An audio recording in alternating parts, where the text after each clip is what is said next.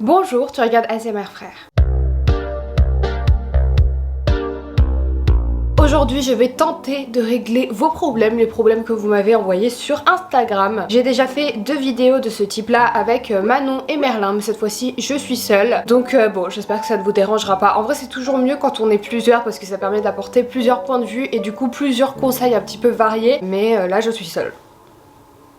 J'espère quand même que je vais vous suffire. Bien évidemment, je préfère le rappeler au début de cette vidéo, mais ce n'est pas parce que aujourd'hui je fais une vidéo où j'essaye de régler vos problèmes que dès maintenant vous pouvez aller sur Instagram et m'envoyer un long pavé où vous me racontez votre vie et où vous me demandez des conseils. C'est triste, je sais, parce qu'il y a des personnes qui ne savent pas vraiment vers qui se tourner, mais moi je ne peux pas consacrer mon temps à essayer de régler vos problèmes, à lire tous ces longs messages. Déjà, moi je n'ai pas le temps, j'ai aussi mes propres problèmes à gérer et en ce moment vous savez que c'est pas très évident puisque je suis malade, mais du coup voilà, essayez de comprendre que moi aussi de mon côté j'ai une vie, que en plus de ça ce n'est pas mon rôle de régler vos problèmes. Là je fais une vidéo, je règle vos problèmes, je décide moi-même de consacrer mon temps à ça parce que ça me fait plaisir et parce que je sais que c'est le genre de vidéo que vous aimez regarder, parce que je sais que ça va en aider certains, enfin en tout cas j'espère, et aussi parce que en ce moment ça me fait plaisir d'écouter les gens, de les aider, mais ça veut pas dire qu'au quotidien je peux le faire sur Instagram en privé. Enfin je sais pas si vous captez un petit peu ce que je veux dire, mais du coup voilà.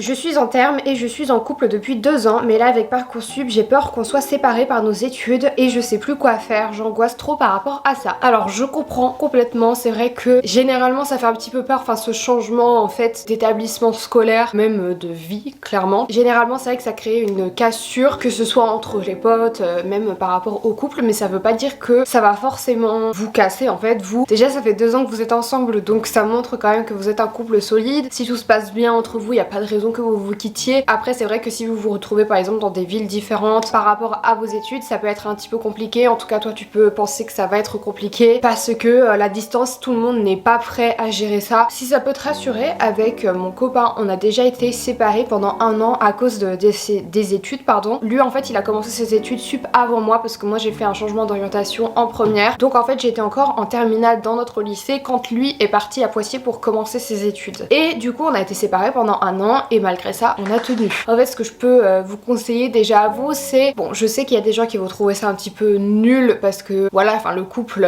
il faut pas non plus que ça guide ta vie, mais essayez peut-être de choisir des villes qui sont pas trop loin. Enfin par exemple Poitiers-Angoulême c'était 1h30, donc ça va, on pouvait quand même se voir assez facilement, et en fait on essayait de se donner un petit peu des rendez-vous réguliers. Donc il me semble que l'on se voyait un week-end sur 2, donc sur Poitiers j'allais le rejoindre, et en fait entretenir comme ça des rendez-vous réguliers, ça permet du coup d'entretenir le couple et d'avoir cette excitation en fait de revoir l'autre d'ici 2 semaines par exemple. Après voilà, donc adapter ces rendez-vous en fonction de la distance. Après j'imagine que vous êtes en couple depuis 2 ans, vous vous projetez maintenant peut-être dans l'avenir, vous envisagez peut-être de vivre ensemble. Je pense que la motivation justement que tu peux avoir, c'est de te dire que certes pendant une période vous allez peut-être être séparés, après c'est pas définitif, genre c'est pas parce que tu as peur que vous soyez séparés que vous allez forcément être séparés, parce que peut-être que vous allez vous retrouver dans la même ville ou quoi. Après voilà, je te pousse pas non plus à aller forcément vers ton copain parce que peut-être que vous allez pas finir votre vie ensemble et ça peut être dangereux, mais voilà, garder en fait des objectifs de couple, je pense que ça aide beaucoup. Nous justement on avait ce truc de se dire on va forcément à un moment se retrouver, mais faut pas que tu angoisses non plus parce que c'est pas systématique, genre en mode vous allez faire vos études donc vous allez vous séparer. Là on est sur un problème qui ressemble un petit peu à celui d'avant. Ça fait plusieurs fois que je parle, ça fait plusieurs jours pardon que je parle à un mec et on s'aime vraiment beaucoup et on a vraiment des points communs dans nos vies et tout, vraiment incroyable. Cela fait longtemps que j'ai pas ressenti ça. Bref, le problème, je suis de Lyon et lui de Lille, donc penses-tu judicieux de se mettre en couple à distance en sachant qu'il vient souvent sur Lyon pendant les vacances? Alors c'est vrai que Lyon-Lille il y a quand même une grande distance. En vrai je peux pas te dire oui ce serait judicieux ou non ce serait pas judicieux, parce qu'en vrai ça dépend de toi. Moi par exemple je sais que à ta place je pourrais pas commencer une relation en étant autant à distance. Enfin pour moi la proximité physique c'est hyper important. Après par exemple si là avec mon copain on devait être séparés, genre par exemple si lui ouais il devait partir à Paris pour faire ses études disons, je mettrais pas fin à un autre couple parce que ça fait quand même 4 ans qu'on est ensemble et je garderais justement l'objectif de me dire qu'on va se retrouver pour faire un lien du coup avec le premier problème. Là du coup ça me dérangerait moins, même si ça me ferait chier parce que moi la distance c'est vrai que c'est un truc qui me fait un peu chier parce que moi encore une fois j'aime cette proximité physique. Mais après là ça dépend de toi, si toi tu te sens prêt, en vrai go, genre vous avez des points communs et tout. Je pense que ce serait dommage de passer à côté d'une histoire qui pourrait très bien se passer. En plus de ça tu dis qu'il vient souvent à Lyon pour ses vacances. Toi tu peux, j'imagine aussi parfois te déplacer à Lille. Les relations à distance, il y en a plein des couples qui arrivent à surmonter ça. En soi la distance c'est pas non plus grand chose. Et du coup ouais je pense que tu devrais pas non plus te limiter parce qu'il y a cette distance là. Enfin en fait le truc c'est que je pense que tu devrais au moins essayer. Quitte à être déçu, au moins t'auras pas de remords. Genre parce que t'auras essayé au moins. Pour te mettre dans le contexte, j'ai subi des violences sexuelles avec mon ex il y a presque 2 ans. Depuis, je n'ai ressenti aucun désir sexuel envers quiconque, ce qui n'est pas étonnant. Depuis juillet 2021, je travaille à certains endroits et j'ai un collègue qui a environ 55-60 ans. J'ai 20 ans, donc l'écart d'âge est quand même conséquent. Mais depuis le mois de septembre, j'y pense énormément. En 2 ans, c'est le seul homme pour qui j'ai du désir et une réelle attirance sexuelle. Je ne sais pas si je dois tenter le coup ou ne rien faire. Mes potes trouvent ça ridicule, alors je ne sais pas à qui en parler. Déjà je suis désolée pour ce qui s'est passé avec ton ex, j'espère qu'aujourd'hui tu vas mieux et que tu t'es remise de tous ces traumatismes là. Par rapport à ta situation, bon déjà je trouve ça un peu limite de la part de tes potes de dire que c'est ridicule, enfin c'est un petit peu violent je trouve, mais bon bref passons ça. Je sais qu'il y a pas mal d'avis différents par rapport aux écarts d'âge. Moi j'ai des parents en plus de ça qui ont un grand écart d'âge, donc mon père quand il m'a eu il avait la cinquantaine, ma mère avait la vingtaine, moins de 20 ans même. Du coup on pourrait croire que je pense que c'est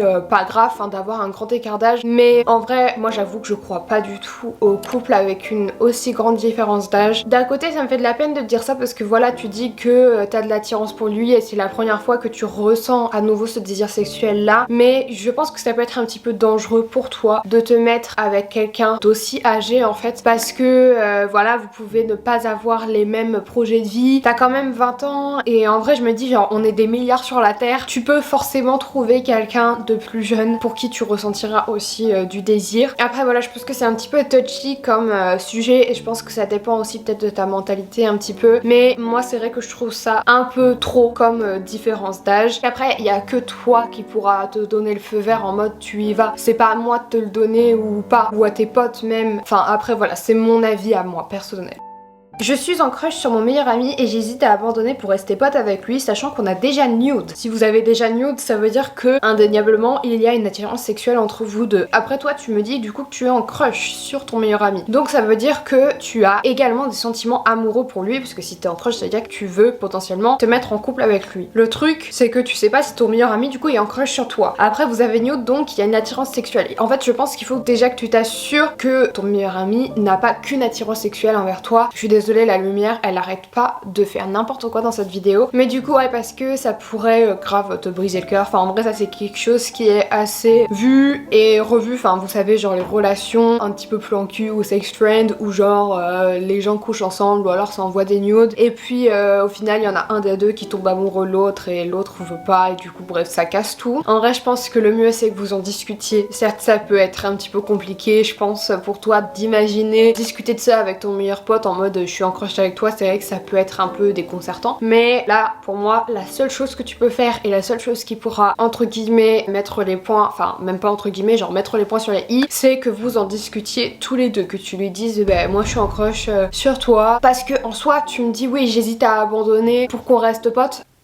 Enfin, j'ai pas envie non plus de dire ça va forcément se passer comme ça, mais je pense que ce n'est pas possible. Genre à partir du moment où t'as commencé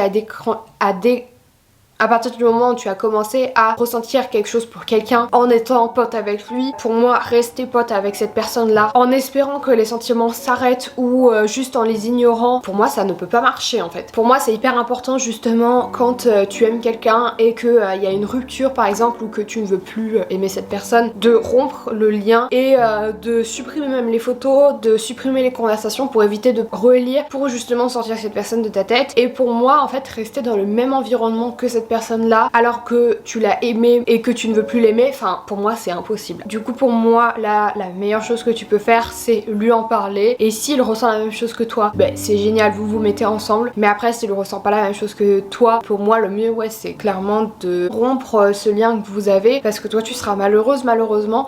tu seras malheureuse malheureusement. Et même si tu fais tout et tu vas penser que tu as plus de sentiments pour lui, je pense qu'en vrai tes sentiments ils s'effaceront pas comme ça parce que vous garderez cette relation et puis rien ne dit qu'à un moment vous allez vous renvoyer des nudes et après ça va être un cercle vicieux parce que voilà, enfin le cerveau il est très fort pour être dans le déni et se dire ah oui non mais moi je ressens rien pour cette personne, ah oui c'est tranquille, alors qu'en fait pas du tout. Et c'est pour ça que pour moi c'est important de rompre le lien. Mon problème c'est que je n'arrive pas à avoir d'orgasme seule et en couple, on a tout essayé je pense et je ne sais plus quoi faire. Ça va faire 2 ans que j'ai commencé ma vie sexuelle et j'aimerais bien pouvoir avoir un orgasme. Aurais-tu des conseils? Merci d'avance, je t'envoie plein de courage, merci beaucoup. Merde. J'ai dit ton prénom, ça va être bipé. Il me semble que j'en ai déjà parlé dans une vidéo question Q, mais je pense déjà que si tu te mets la pression en mode je veux avoir un orgasme, ça va être compliqué d'en avoir. En fait pour moi la recette magique pour avoir un orgasme c'est juste vraiment se laisser aller, jeter en fait toute cette pression que tu peux te mettre en mode je veux absolument jouir. Généralement en fait quand tu penses trop à ça, du coup ça va créer une suractivité en fait de ton cerveau pendant l'acte et en fait tu vas être trop concentré sur ton cerveau et finalement pas sur ce qui se passe en bas, tu vois ce que je veux dire. Du coup moi ce que je peux te conseiller c'est vraiment de prendre ton temps et de surtout pas te mettre la pression, d'en discuter un maximum avec ton copain, de tester plusieurs positions etc, même de méditer avant le rapport, de respirer un maximum pendant et en fait d'éviter de réfléchir. Après c'est très difficile de dire réfléchis pas, te mets pas la pression, enfin genre c'est pas évident en fait juste d'arrêter de se mettre la pression comme ça parce que quand tu te dis justement il faut pas que je me mette la pression, finalement tu te dis il faut que j'arrête de me mettre la pression et du coup tu vas pas arrêter d'y penser en mode il faut que j'arrête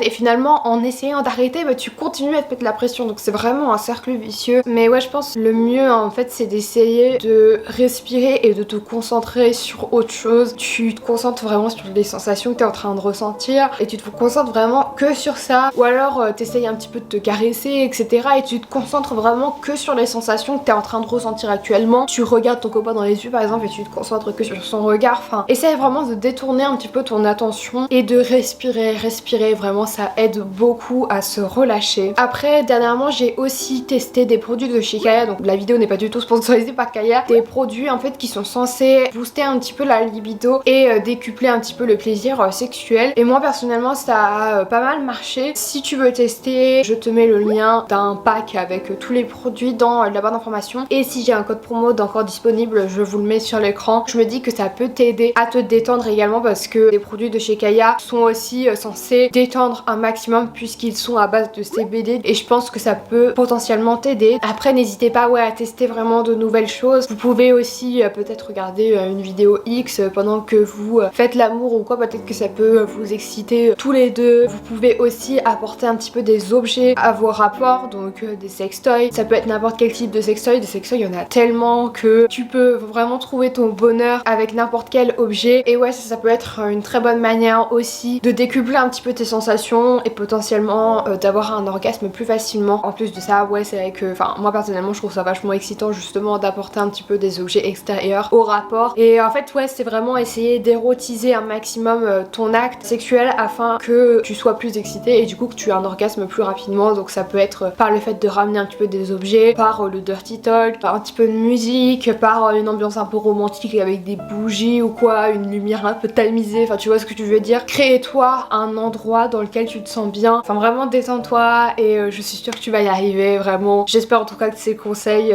t'ont aidé.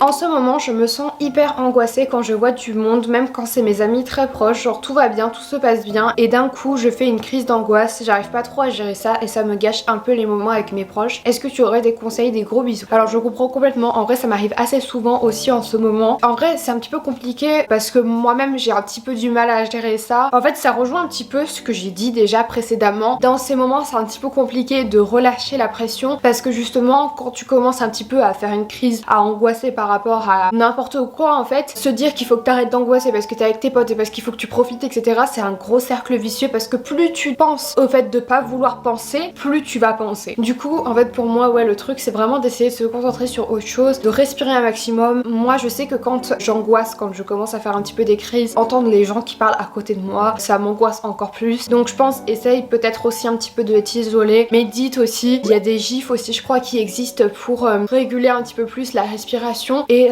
pour que t'évites d'être en hyperventilation, tu vois, ou alors d'avoir une respiration irrégulière. Ça, je me dis que ça peut t'aider justement de te concentrer sur ce truc là de respiration. Après, enfin encore une fois, je répète, cette vidéo n'est pas du tout sponsorisée, mais les produits Kaya, moi ils m'aident beaucoup en période de stress. Après aussi, si tu en ressens le besoin et si tu penses que ça peut t'aider, n'hésite surtout pas à en parler parce que parfois il y en a, en parler ça aide beaucoup. Peut-être que ça peut t'aider. Après ça dépend vraiment des gens. Moi je sais que par exemple je déteste dire quand j'angoisse et expliquer pourquoi j'angoisse. Enfin, si vraiment tu penses que ça te ferait du bien d'en parler, n'hésite pas à en parler. Vraiment, faut pas que tu te mettes de barrière parce que vous êtes en train de passer un moment cool et que oh là là tu vas casser l'ambiance parce que tu parles de tes angoisses. Si tes potes sont tes vrais potes, ils seront là pour t'écouter.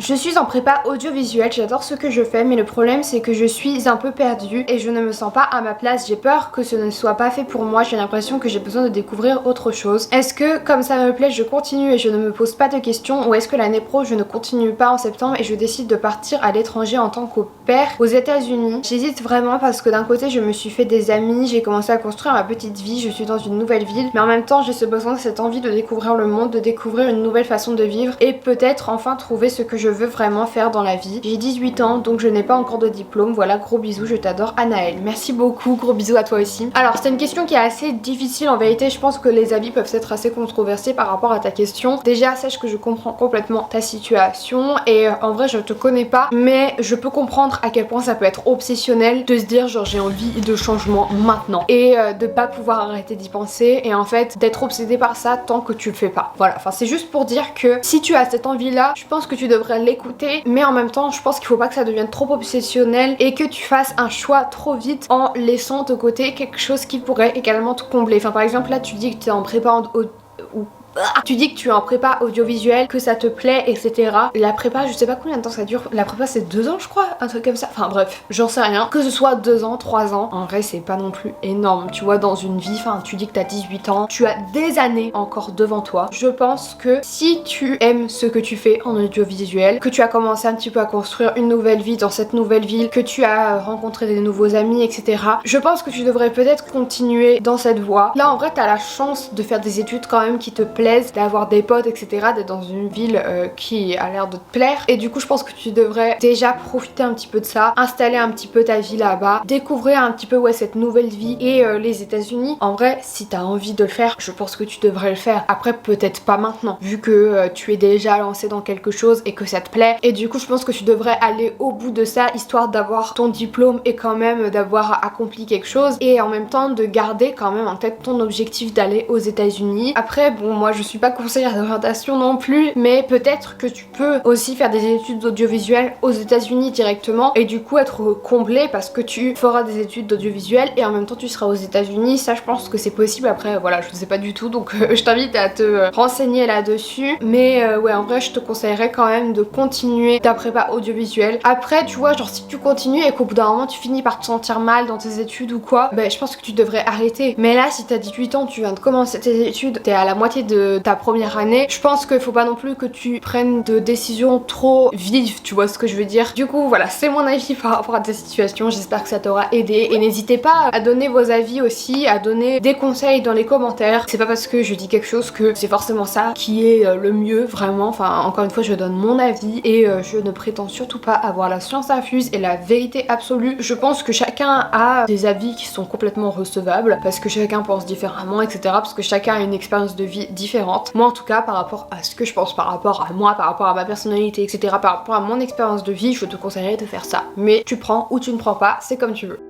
Mon petit souci du moment, c'est un gars qui me plaît de ouf et je sais que je lui plais aussi, mais il a une meuf que j'ai vue qu'une seule fois. Il dit que c'est la femme de sa vie, mais lors d'une soirée, dès qu'elle est partie, il a commencé à me coller et me draguer. Alors je sais que c'est un bâtard de faire ça, mais il me plaît quand même, oui ça fait pitié, même si selon moi je ne dois absolument rien à sa meuf dans le sens où c'est pas à moi de préserver leur couple, je ne veux pas être celle qui sera l'instigatrice d'un problème entre eux. Mon souci, c'est donc qu'il me plaît vraiment beaucoup et c'est tellement rare, alors je suis perdue. Je pense clairement que ce n'est pas du tout une bonne idée parce que déjà il est en couple, il commence déjà à tromper, il commence déjà à essayer de te coller, de te draguer, etc. C'est un très mauvais bail parce que même s'il te plaît et que potentiellement, enfin par exemple il quitte sa copine pour toi, il te fera forcément la même chose. Enfin clairement, je ne crois pas que ce soit une bonne personne, surtout qu'il ose dire que sa copine est la femme de sa vie et après il ose un petit peu aller fricoter à côté.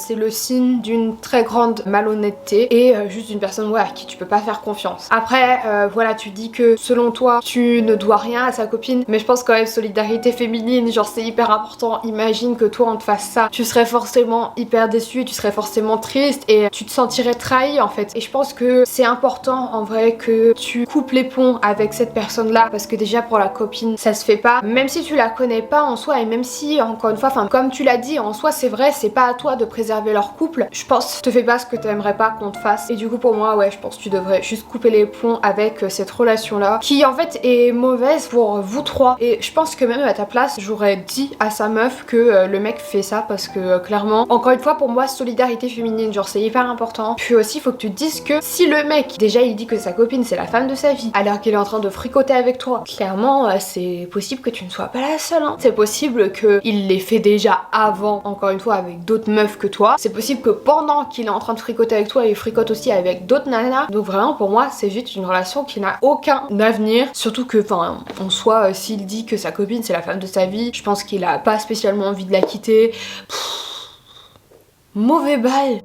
J'ai une dépendance à l'affection ou l'amour, je ne sais pas comment le qualifier, mais je ne peux pas rester sans attention romantique, quitte à souffrir, j'ai toujours besoin d'un pansement, quitte à aussi m'attacher aux mauvaises personnes. Gros bisous, hâte d'entendre ton opinion. Alors gros bisous à toi aussi, donc ça du coup ça s'appelle la dépendance affective, ouais. Sache que c'est complètement possible d'en sortir. Déjà ce qui est très bien c'est que tu le saches, je pense que ça c'est un très bon point, parce que le pire en vrai c'est les personnes qui agissent mal et qui ne savent pas qu'elles agissent mal, ou alors qui sont mal et qui ne savent pas qu'elles sont mal. Généralement être dans ce déni là ça aide vraiment pas à s'en sortir, à guérir. Je pense que les personnes qui sont dépendantes affectives, et moi-même je pense que j'ai un petit peu de ça en moi, surtout par rapport aux animaux, je pense que ça clairement ça s'est déclenché depuis que j'ai eu mes rats. Je pense que pour traiter genre vraiment on dirait que je parle d'un rhume, la dépendance affective il faut vraiment faire un gros traitement de fond. Du coup je sais pas si t'as les moyens, si t'as la possibilité peut-être de voir quelqu'un, mais je pense que en parler, voir une psy, une coach ou quoi que ce soit, ça pourrait vraiment t'aider, parce que en fait généralement la dépendance affective c'est quelque chose qui est déclenché notamment à cause de traumatismes, que ce soit dans l'enfance ou pas spécialement de traumatisme, mais en tout cas de choses qui se sont passées souvent dans l'enfance. Et